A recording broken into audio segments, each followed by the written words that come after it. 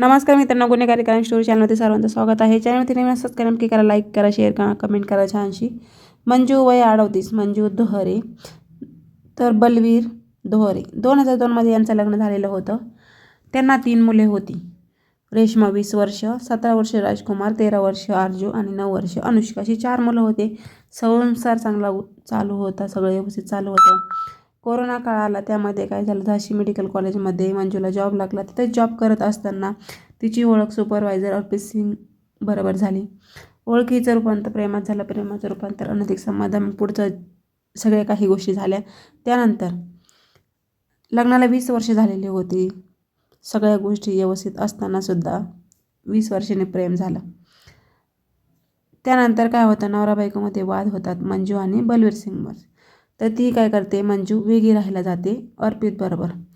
दोघंजणं live in रिलेशनमध्ये राहतात. त्यानंतर ती घटस्फोटची मागणी करते. 5 नोव्हेंबर 2025ला त्यांचा घटस्फोट होतो. तिचा नवरा जो असतो बलवीर हा कोर्टामध्ये हजर राहत नाही, त्यामुळे त्यांचा घटस्फोट होऊन जातो. पण मुलं तिला भेटत असतात.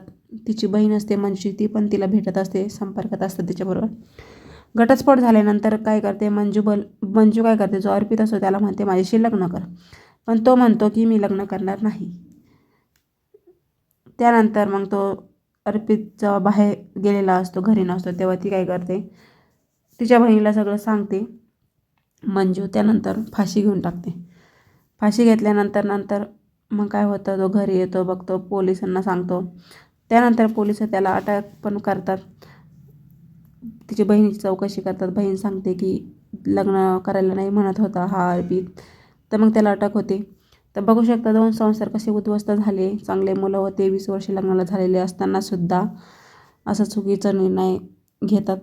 तर त्यामुळे असं काही घडतं पुढं. तुम्हाला काय वाटतं, शोधून कमेंट करून नक्की सांगा. चला तर भेटूया नेक्स्ट व्हिडिओमध्ये. Thanks for watching. धन्यवाद. Bye bye.